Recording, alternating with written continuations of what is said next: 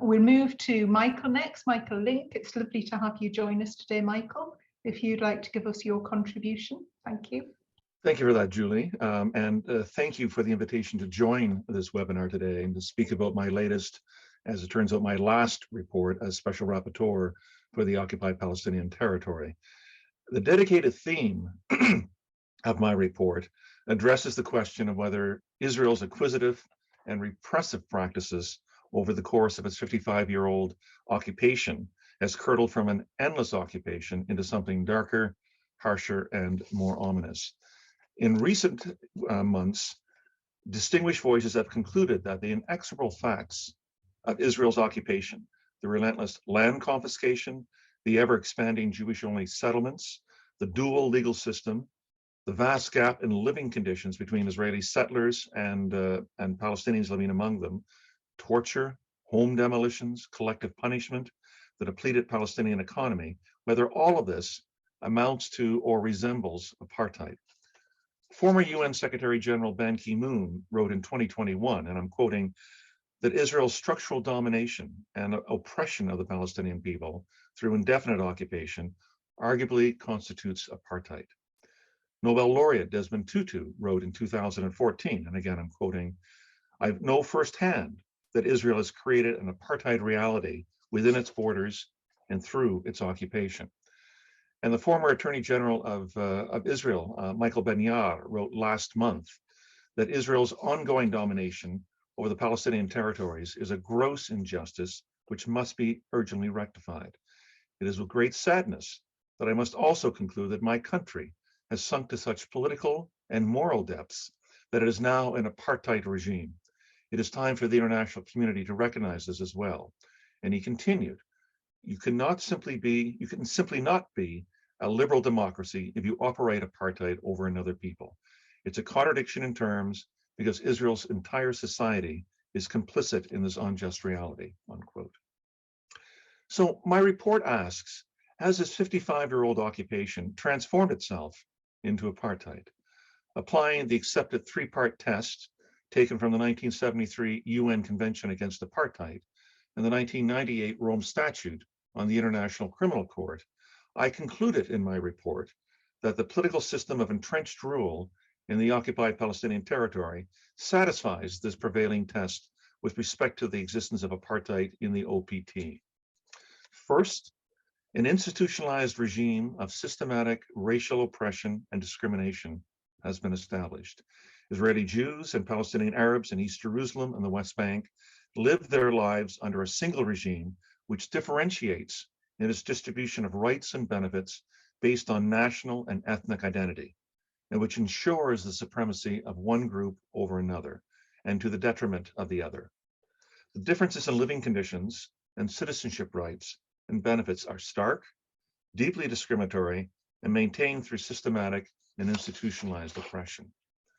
The second part of the test is this: the system of alien rule has been established with the intention to maintain the domination of one national racial ethnic group over another.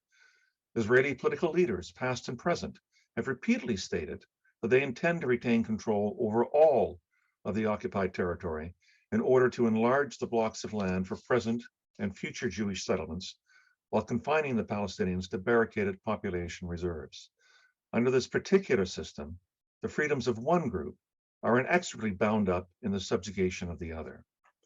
And the third part of the apartheid test is the imposition of the system of institutionalized discrimination through the regular practice of what international law calls inhumane acts, arbitrary and extrajudicial killings, torture, the violent deaths of children, the denial of fundamental human rights, a fundamentally flawed military court system, and the lack of criminal due process, arbitrary detention, collective punishment, the desperate living conditions in barricaded Gaza.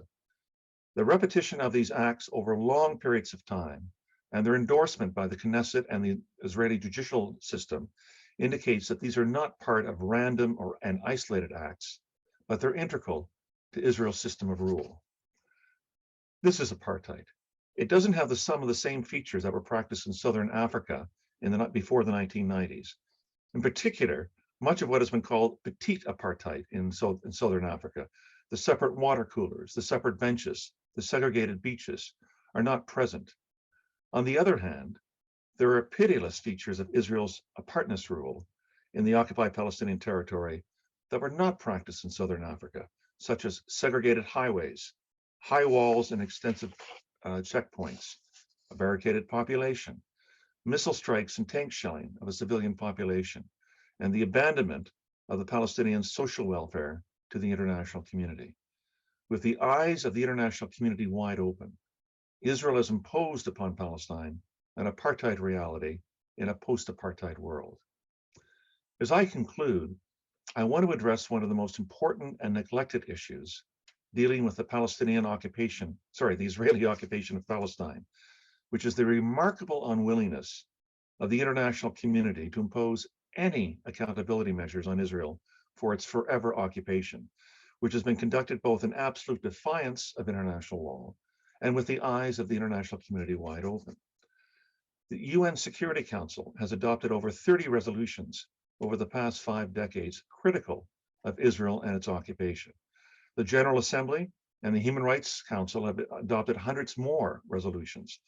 According to the well-established consensus in international law, the Israeli settlements are illegal, annexation is illegal, the denial of Palestinian self-determination is illegal, human rights abuses are rife, the Fourth Geneva Convention is supposed to apply in full.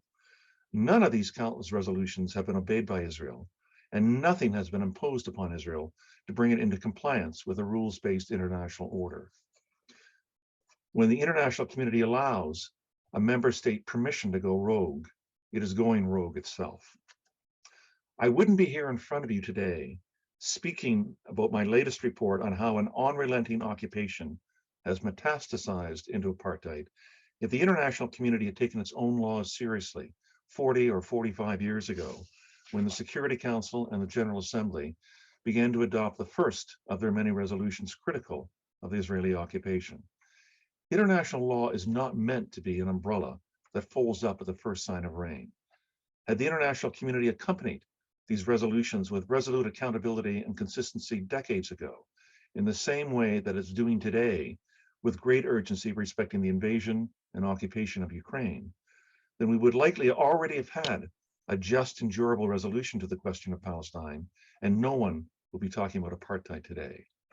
In closing, I want to echo the words of Albert Camus, who once wrote that calling things by their wrong name adds to the affliction of the world.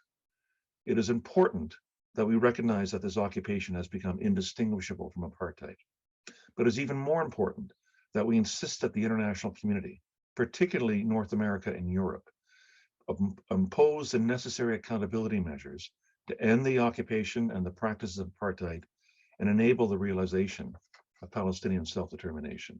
Thank you very much. Thank you, Michael, for that very, very moving report, actually, of the situation that Palestinian people are experiencing.